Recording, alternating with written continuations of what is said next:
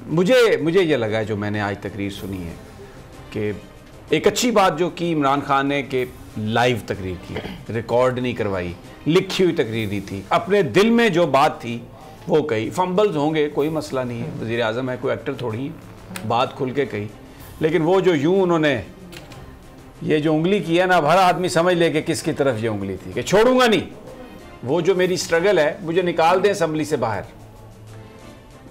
और ये भी कहा अपने अरकान से भी कि अगर आप आए खुल के वोट दें, अगर आप समझते हैं कि मैं नहीं हूँ ठीक, आए हाथ उठाएं, मैं चला जाऊँगा, मेरा कोई मसला नहीं, मैं अपोजिशन में बैठ जाऊँगा, वहाँ से भी अगर मुझे निकाल दिया गया सड़कों पर आऊँगा। लेकिन जिन लोगों ने पाकिस्तान का पैसा लूटा है उनको नहीं छोड़ूंगा। देखिए ये कहानी राणा साहब बड़ी ज़बरदस्त है। ये एक वो कहते हैं ना कि द वन मैन आर्मी, ये वो कहानी है।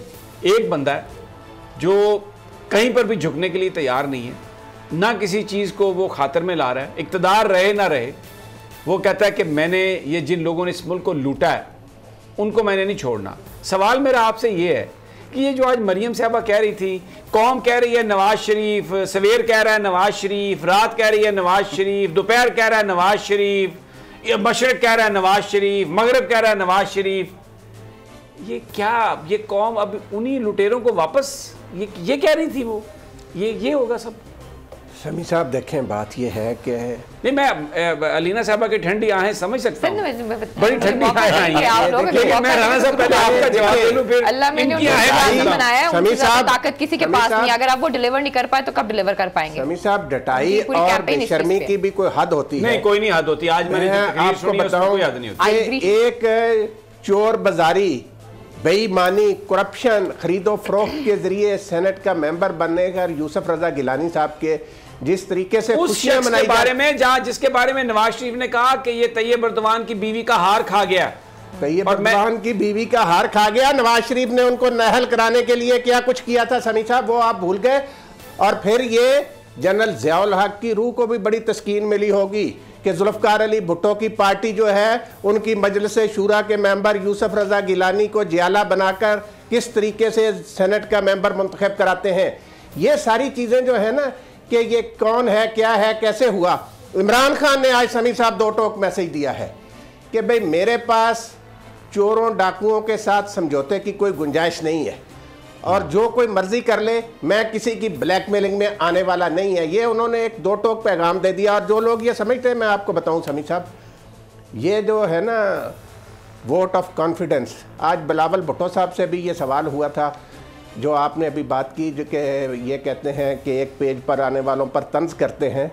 तो उन्होंने कहा, एक किसी ने, आजकल अजीब एक ना कल्चर जो है वो है सवाल और जवाब का भी प्रेस कॉन्फ्रेंसों में, कि वो बता दिए जाते हैं कि जी ये सवाल आपने करना है, तो वो उसी तरह लीडर की ख्वाहिश के मुताबिक सवाल होते हैं। वो ये हर सियासी जमात में है, कोई इसमें एक नहीं है, सारे हुक्मरान जमात में भी हैं और बाकी जगहों पर भी अपोजिट। इसी तरह के सवाल जवाब जो हैं वो मरियम नवाज साहिबा और बिलावल भुट्टो साहब की प्रेस कॉन्फ्रेंस में भी हो रहे थे। बच्चों की दुनिया आपका मतलब है। तो ये जो सूरत हाल थी उसमें उनसे सवाल हुआ कि जी क्या आप समझते हैं कि जी आप वो इस्टेब्लिशमेंट जो है वो अपना गैर जानबदार हो गए हैं और वो अपना कोई ऐसी बात नहीं।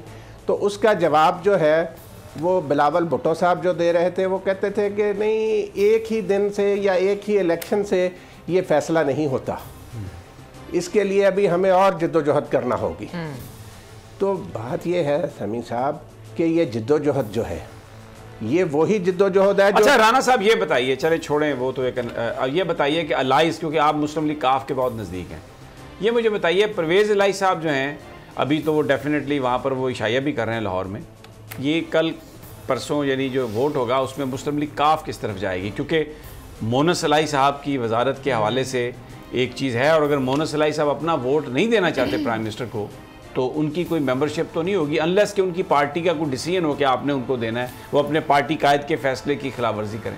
देखें बात यह है समी साहब, मैं आज आपको बताऊं, आज जो प्राइम मिनिस्टर साहब की और चौधरी परवेज़ इलाही की गुफ्तगू हुई है, उसमें जो चौधरी परवेज़ इलाही साहब ने प्राइम मिनिस्टर से कहा, उन्होंने कहा कि ये सारा काम हमारा अपना काम है और मैं खुद इस बात को यकीनी बनाऊंगा कि पंजाब के तमाम, यानी ये उन्होंने टास्क जो है ना, जिस तरह सेनेट के इलेक्शन पे किया था, उन्होंने वज़ीर आज़म ने उन्हें कहा कि जो आपको मैंने ज़िम्मेदारी दी थी पंजाब में सेनेट के इलेक्शन के हवाले से, उसको बड़ा अच्छे तरीके से आपने निभाया। तो जिस पर चौधरी परवेज़ लाई ने कहा कि ये सारे अरकान असम्बली जो हैं पीटीआई और इत्तेहादी जमातों के, पंजाब से ताल्लुक़ रखने वाले, ये सारे उस दिन हाज़िर होंगे और आपको एतमाद का वोट देंगे, इसके लिए मैं खुद काम करूँगा। ये थे जो, यानी ये कोई मैं सुनी सुनाई बात नहीं कर रहा, ये वो बात है जो उन्होंने प्राइम मिनिस्टर से कही। अच्छा शहबाज, मैं राब्ता कमेटी के वो मैं सुन रहा था, अमीनुल हक साहब जो हैं एमक्यूएम के वज़ीर भी हैं, वो कह रहे थे कि हाँ ये जमहूरियत के लिए अच्छा है, हम जाएंगे बात करते हैं, लेकिन ये सब कुछ राब्ता कमेटी के फैसलों की रोशनी में आज वो राब्ता कमेटी को लाए हैं बीच में कोई। अच्छा समीर साहब, ये बड़ी दिलचस्प बात है कि जब भी इस तरह का मौका आता है तो एमक्यूएम ऐसे ही करती है हमेशा। इससे पहले भी इन्होंने, आपको याद होगा, एक दो बार जरूरत पड़ी थी तो नाराज होकर बैठ गए, जी आमिर खान भाई फैसला करेंगे। वो एक कहावत है ना कि वो पहाड़ी पे चढ़ जाता है बिल्कुल, वो कहता है खालिद भाई फैसला करेंगे, तो वो फैसला होता नहीं है, ब्लैकमेल करते हैं। आपको याद होगा इवन के सेनेट इलेक्शन से पहले जब ये इनका वफ्द मिला था, लेकिन ये जो अभी जो एमक्यूएम की जो क़यादत है, पाकिस्तान की खालिद मकबूल सदीकी और दूसरे डिसेंट से लोग हैं, डिसेंट लोग। वो अल्ताफ साहब के ज़माने में बहुत कुछ होता था, लेकिन अभी तो ये वैसे तो नहीं। आमिर खान भी एक is a very decent man. लेकिन समीर साहब बात ये आप देखें ना, मैं बल्कि उनके सेनेटर जो फैसल सब्ज़वारी हैं वो तो बड़ी एक बरंजा मरंज, उनके पास आप बैठ जाएं तो उठने को दिल नहीं करता। ऐसे बिल्कुल पढ़े लिखे और अच्छे लोग हैं। लेकिन मैं आपको बता रहा हूँ कि एमक्यूएम को हमेशा ऐसे मौके पर कुछ ना कुछ याद आता, कुछ ना कुछ ले लिया जाए। मतलब जिस वक्त आपको याद, लास्ट उनकी मुलाकात हुई थी जब सेनेट इलेक्शन में हिकमत अमली तय हो रही थी और फार्मूला तय पाया था कि 2-2-1, यानी कि 2 एमक्यूएम 2 पीटीआई 1 जीडीए, जो कि हार गए सदरुद्दीन शाह। तो उस वक्त एमक्यूएम ने गिलगित बल्तिस्तान में एक मुशीर मांगा था, हालांकि उनका वहाँ की कोई नुमाइंदगी नहीं है। उसके बावजूद प्राइम मिनिस्टर ने कहा था जी हम आपको एक एडवाइज़र गिलगित बल्तिस्तान में, यानी कि आपको नुमाइंदगी देंगे, सीएम का एक एडवाइज़र एमक्यूएम का होगा। तो एमक्यूएम हमेशा ये करती है क्योंकि अच्छा, इसमें पॉलिटिकल बार्गेनिंग जो है ये कि ठीक है जी, क्योंकि पॉलिटिक्स इसीलिए की जाती है कि आप हुकूमत में आए, तो अगर आप किसी का साथ दे रहे हैं तो उसके नतीजे में आप इक़्तिदार में हिस्सा मांगते हैं, तो राना साहब इज़ दैट बैड? देखिए समीर साहब, वो तो जो भी सियासी जमात वो सब यही करते हैं, वो तो ये कोशिश करती हैं। हाँ। उनका मकसद ही ये होता है कि अगर कोई हुकूमत में शामिल हैं तो उनका ज़्यादा से ज़्यादा हिस्सा उनका होना चाहिए, वो कोशिश तो, और फिर हालात से फ़ायदा तो उठाते हैं। हाँ। तो जो बात आपने अभी समीर साहब की ना एमक्यूएम के हवाले से, ये देखें एमक्यूएम जो है उनको जिस तरीके से जो पीपल्स पार्टी के साथ उनके माजी में इत्तेहाद भी रहे हैं, वो हुकूमत में शामिल भी रहे हैं, इन सारी बातों को सामने रखते हुए वो कतई तौर पर इस वक्त ये नहीं चाहेंगे कि इमरान खान की हुकूमत ख़त्म हो जाए। फिर वो मुकम्मल तौर पर सिंध में पीपल्स पार्टी के रहमो करम पर आ जाएंगे। पीपल्स पार्टी को सिंध में उनके वोटों की ज़रूरत नहीं है अपनी हुकूमत बरकरार रखने के लिए।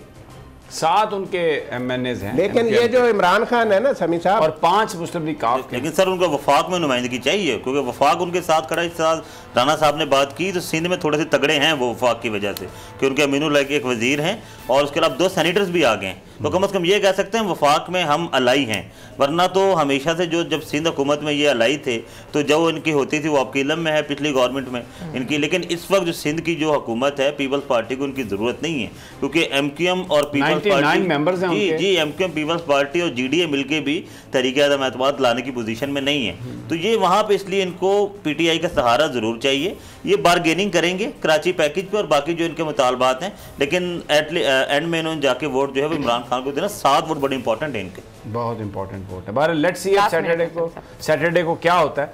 लेकिन एक बात जो है वो बिल्कुल जाहिर है, साबित हो गई है कि पैसा पाकिस्तान में इतना ज़्यादा है इंडिविजुअल्स के पास, और ख़ास तौर पर जो माजी के हुक्मरान हैं उनके पास इतना पैसा है कि एक वज़ीर आज़म भी आपको बेबस नज़र आता है उसके उस पैसे के सामने।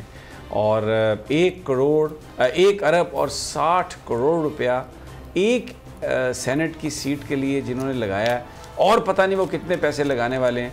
एक तहरीक इंसाफ के एमएनए ने, मैं नाम नहीं उसका लूँगा, उसने कहा कि पैसे भी लिए हैं, लेकिन मुझे तो उसने उस वक्त ये कहा था कि वोट मैं यूसुफ रज़ा गिलानी को नहीं दूंगा।